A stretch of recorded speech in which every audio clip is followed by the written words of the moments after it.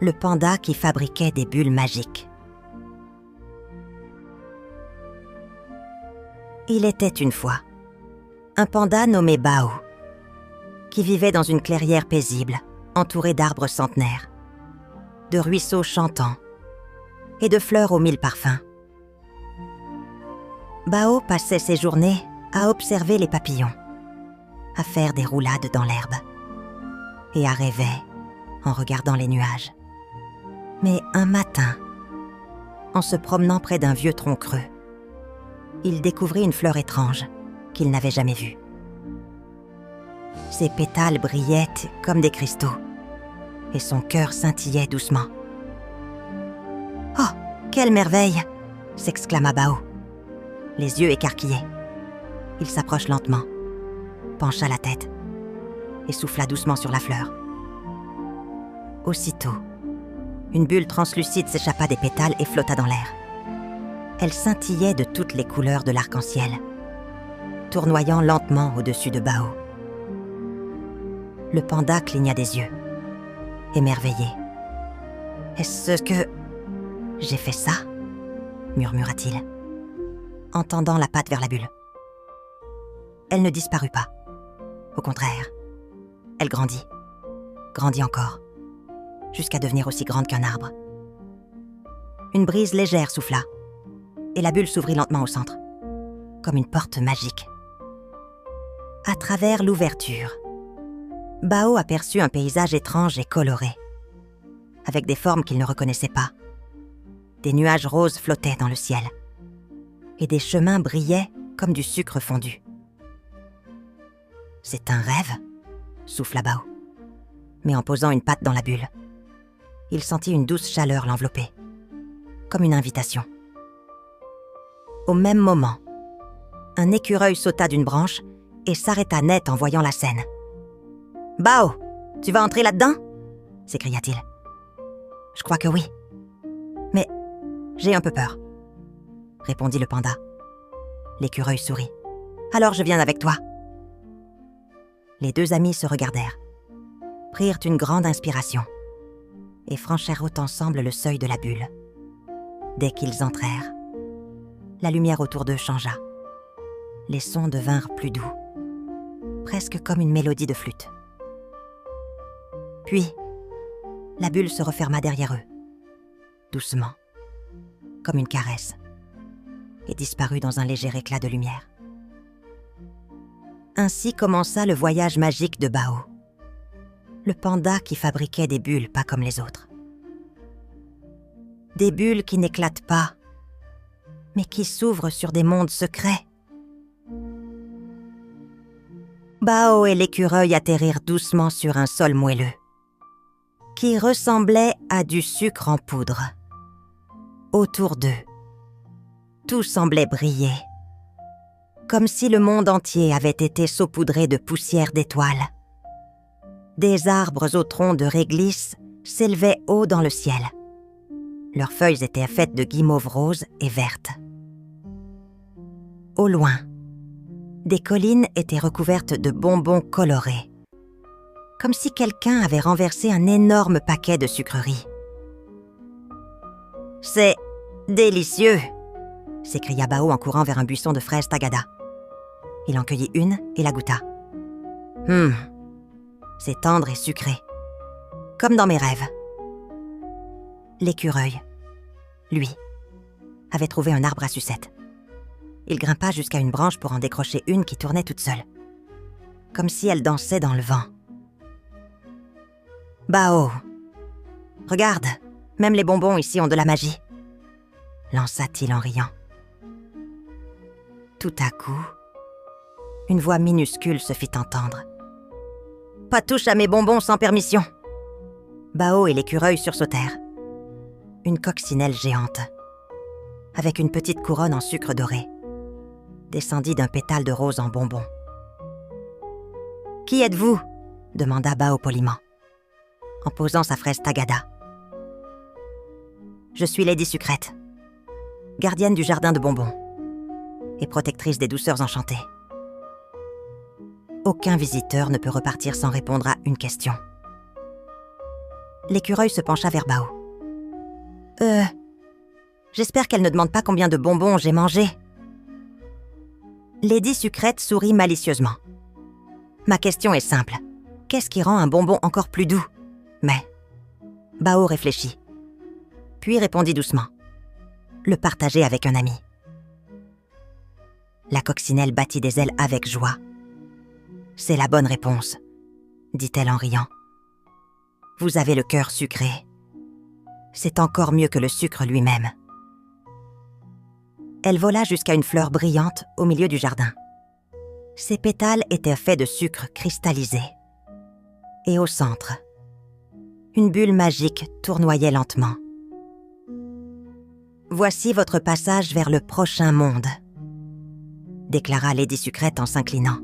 « Mais attention, chaque monde est plus étrange que le précédent. Gardez vos cœurs ouverts et vos esprits curieux. » Bao regarda la bulle, qui brillait d'un éclat chocolaté. « Tu crois qu'elle mène vers... » « Du chocolat ?» devina l'écureuil avec un clin d'œil. Les deux amis se prirent par la patte et sautèrent ensemble dans la bulle. Une sensation de chaleur et de douceur les enveloppa aussitôt, comme s'ils étaient tombés dans un nuage de vanille chaude. La bulle s'envola, laissant derrière elle le jardin de bonbons, les réglisses dansantes et les arbres à sucettes. Et dans un petit coin de la clairière, Lady Sucrète fredonna une chanson de sucre, en regardant les bulles flotter vers l'inconnu. Lorsque la bulle éclata doucement, Bao et l'écureuil se retrouvèrent au bord d'une vaste rivière. Mais ce n'était pas une rivière ordinaire. Son eau était épaisse et luisante, d'une couleur brun foncé. Une douce odeur de cacao flottait dans l'air. « C'est du chocolat !» s'écria l'écureuil, les yeux ronds comme des billes. Il s'approcha et plongea une patte dans l'eau, puis la lécha avec gourmandise. « Du vrai chocolat chaud et sucré en plus. » Bao sourit. Il regarda autour de lui. Les rives étaient bordées de galets en caramel et de fleurs en sucre filé. Des arbres à chocolat blanc ombrageaient le sentier et des canards en guimauve flottaient paisiblement sur l'eau. « C'est encore plus beau que le jardin de bonbons !» murmura-t-il, les yeux brillants. Soudain, une voix grave résonna depuis l'autre rive. « Qui ose s'aventurer sur les berges de la rivière en chocolat sans résoudre l'énigme du passage ?» Un castor trapu apparut, vêtu d'un tablier à carreaux, et tenant une grande cuillère, en bois comme un sceptre. Sa queue battait doucement contre les galets, faisant de petits éclaboussements de cacao. « Bonjour, monsieur le castor !» salua Bao poliment. « Nous venons en paix. Et en curiosité ?» Le castor hocha la tête. « Je suis Biscotto, maître pâtissier de la rivière, et gardien du goût et des secrets sucrés. Avant de continuer votre chemin, vous devez répondre à mon énigme. » Bao acquiesça. « Nous sommes prêts, » déclara-t-il. Biscotto leva sa cuillère. « Voici ma question. Qu'est-ce qui ne se mange pas, mais rend tous les desserts meilleurs ?» L'écureuil fronça les sourcils. « Du sucre invisible ?» tenta-t-il. Le castor secoua la tête en souriant. Bao réfléchit longuement. Puis un souvenir lui revint. Celui du jardin de bonbons, de la coccinelle et de leur rire partagé. « Je crois que la réponse est l'amour, » dit-il doucement. « Ou la gentillesse. Ou peut-être le bonheur de cuisiner pour quelqu'un. » Biscotto frappa le sol avec sa cuillère. « Bonne réponse !» s'exclama-t-il. « Ce ne sont pas les ingrédients qui comptent le plus, mais l'intention derrière chaque recette. » Le castor fit un signe vers une passerelle en biscuit qui apparut au-dessus de la rivière. Des éclats de chocolat tombèrent en pluie fine autour d'eux. « Suivez ce pont sucré, et vous trouverez la prochaine bulle, dit Biscotto avec un clin d'œil. Bao et l'écureuil traversèrent en riant. Sous leurs pieds, les biscuits craquaient doucement, libérant des arômes de vanille et de noisettes. De l'autre côté, une bulle immense les attendait, posée sur un coussin de crème fouettée. Elle brillait d'un éclat cotonneux, presque moelleux à regarder. « Tu crois qu'on va atterrir dans un nuage ?» demanda l'écureuil. « Ou dans un lit de peluche ?» répondit Bao en souriant. Ils se prirent la patte et sautèrent dans la bulle. Un vent léger les emporta, les entourant d'une douce chaleur rassurante. Ils s'éloignèrent de la rivière en chocolat, emportant avec eux le souvenir du castor et de l'énigme sucrée. La bulle se posa doucement, sur un tapis de mousse toute douce. Bao ouvrit les yeux et n'en crut pas ses oreilles, ni ses pattes. Autour de lui, tout était fait de tissu moelleux, de laine brillante et de coton coloré. Des peluches vivantes, de toutes formes et toutes tailles, dansaient et chantaient joyeusement dans une vaste prairie. Il y avait des ours en velours, des lapins en polaire, et même un crocodile en tissu à carreaux qui faisait la roue. « Où sommes-nous » demanda l'écureuil en regardant autour de lui, émerveillé.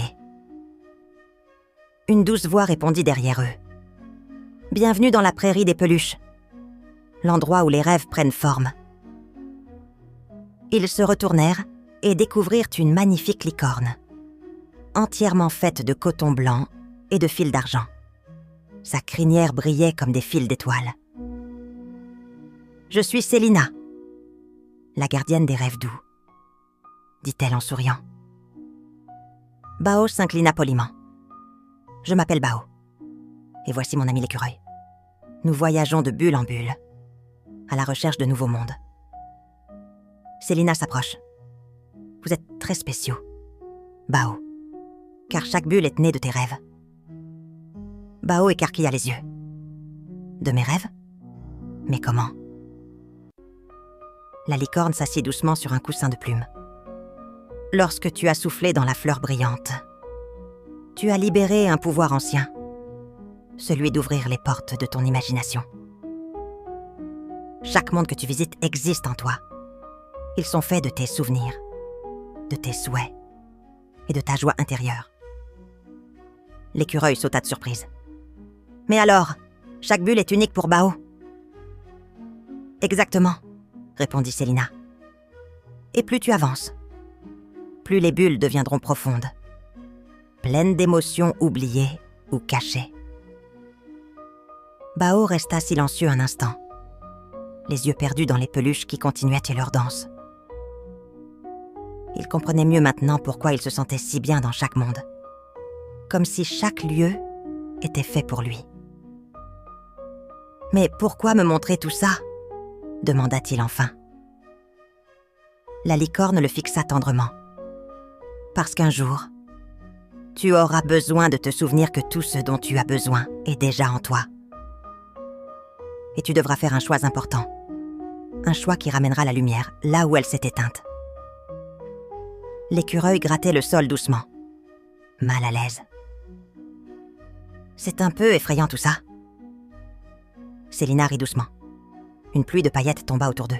« Ne t'inquiète pas, petit ami. Les peluches et moi serons toujours là dans ton cœur. » À ce moment-là, une nouvelle bulle apparut, transparente, mais entourée d'un halo gris. Bao la regarda, intriguée. Elle semblait différente, plus froide, comme si elle n'attendait pas d'être trouvée. Célina posa doucement sa corne sur le front de Bao. « Vas-y maintenant, et n'aie pas peur. Même la bulle la plus grise peut contenir une lumière cachée. » Bao et l'écureuil prirent une grande inspiration. Ils sautèrent dans la bulle, qui les enveloppa d'un silence profond. La prairie disparut, mais le souvenir des peluches et de la licorne resta dans leur cœur. La bulle grise les enveloppa doucement. Et alors que Bao et l'écureuil se retrouvaient à l'intérieur, une étrange sensation de froid les envahit. Ils flottèrent quelques instants dans un silence lourd, avant que la bulle ne les dépose sur un sol de sable froid. Les environs étaient sombres. Le ciel était d'un gris pâle. Et tout autour d'eux, la forêt semblait figée dans un silence étrange. « Où sommes-nous » demanda l'écureuil, frissonnant de froid. Bao observe les lieux. Il n'y avait aucune couleur, aucune vie. Tout semblait oublié. « Il n'y a aucune lumière ici » murmura Bao, un frisson parcourant son dos. Il se tourna vers l'écureuil, qui semblait tout aussi perdu. C'est comme si ce monde était abandonné. Soudain, une petite voix perça le silence. « Vous êtes perdu, n'est-ce pas ?» Bao se tourna vers la source de la voix et aperçut une petite créature en forme de nuage gris. Elle flottait à quelques centimètres du sol comme une brume légère. « Qui êtes-vous » demanda Bao, intrigué mais aussi inquiet. La créature se rapprocha doucement. « Je suis l'ombre des souvenirs perdus. Je suis celui qui veille sur les lieux oubliés. » Bao fronça les sourcils. « Que voulez-vous dire par « lieux oubliés » ?» L'ombre des souvenirs se tourna lentement et montra un point dans le ciel où une faible lumière brilla. Chaque monde a une histoire, Bao. Une histoire pleine de rires et de rêves. Mais parfois, ces rêves sont oubliés. Et ces mondes disparaissent, engloutis par l'obscurité. L'écureuil regarda autour de lui. Et comment peut-on les ramener ? L'ombre des souvenirs sourit tristement. Il existe un moyen. Mais il n'est pas facile. Elle se déplaça vers une petite pierre noire au sol, presque invisible. Vous devez souffler dans la pierre, Bao. Soufflez avec la pureté d'un rire sincère. C'est ainsi que vous ferez revenir la couleur et la lumière. Bao se pencha vers la pierre. Il souffla doucement, mais rien ne se produisit. Il se tourna vers l'ombre des souvenirs, un peu découragé. Comment puis-je rire dans un endroit aussi triste ? L'ombre des souvenirs pencha la tête. Rappelez-vous, il n'est pas nécessaire de forcer un sourire. Le rire véritable vient du cœur, même dans les moments les plus sombres. Bao ferma les yeux et pensa aux moments heureux de ses voyages, aux amis qu'il avait rencontrés, au monde merveilleux qu'il avait découvert. Un léger sourire naquit sur ses lèvres. Il souffla de nouveau, cette fois avec plus de confiance. Et une lumière douce commença à se répandre autour de la pierre. La lumière grandit, enveloppant Bao et l'écureuil dans un halo chaud et réconfortant. Les couleurs commencèrent à revenir. D'abord, le ciel se teinta de bleu clair. Puis les arbres retrouvèrent leurs feuilles vertes et brillantes. Bao ouvrit les yeux, merveillé. « Nous avons réussi !» s'écria-t-il.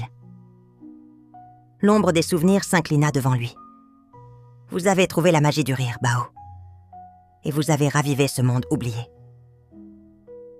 L'écureuil sauta de joie. « Alors, qu'est-ce qui va se passer maintenant ? » Vous allez découvrir un autre monde, un monde encore plus merveilleux.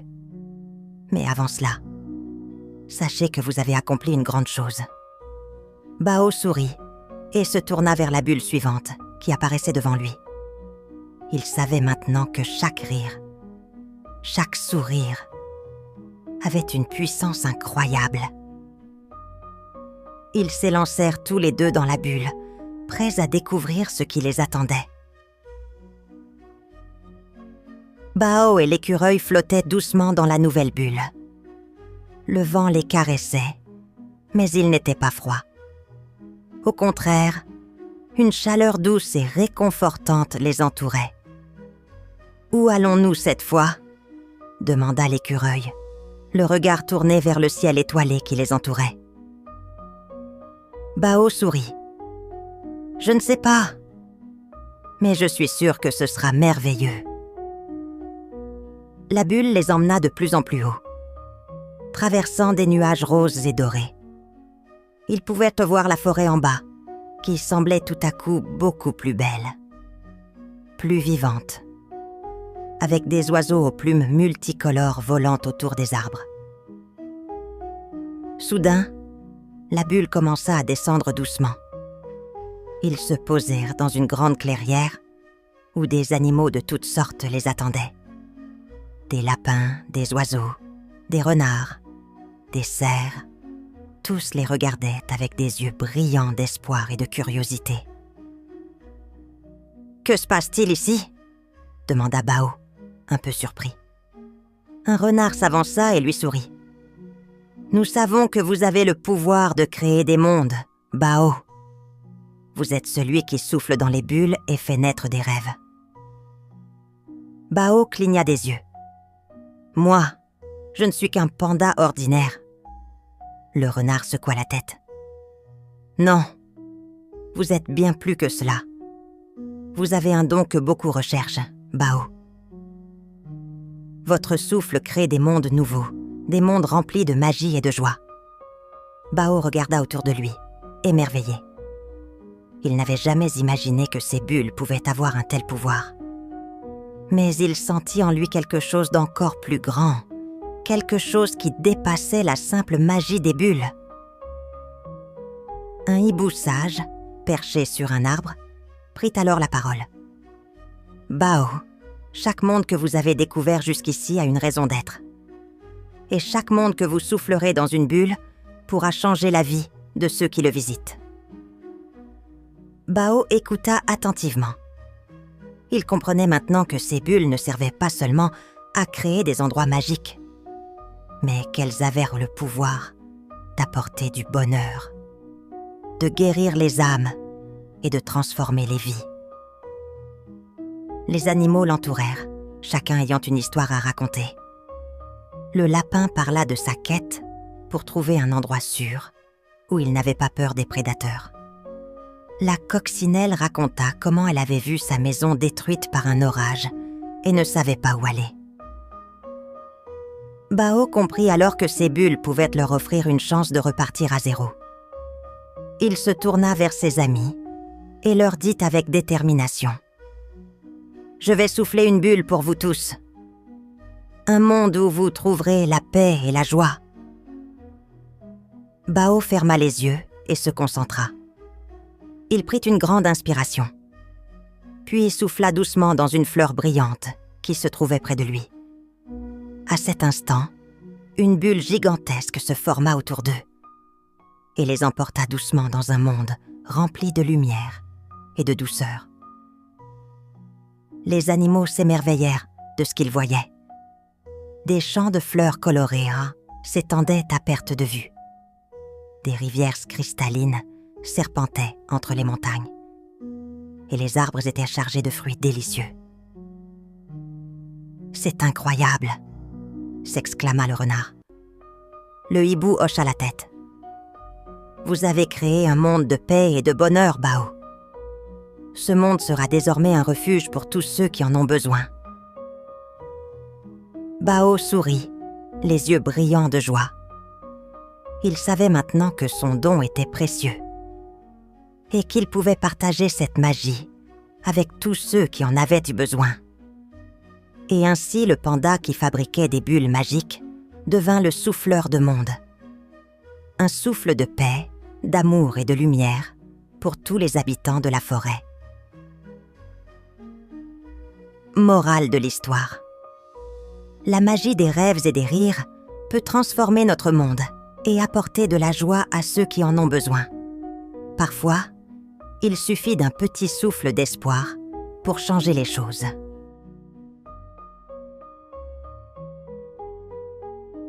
Merci d'avoir écouté notre histoire. Pour nous soutenir et découvrir d'autres récits fascinants, visitez notre page Ko-fi. Chaque geste compte et nous aide à continuer à créer pour vous. Le lien est dans la description. N'oubliez pas d'abonner, petits amis. À bientôt!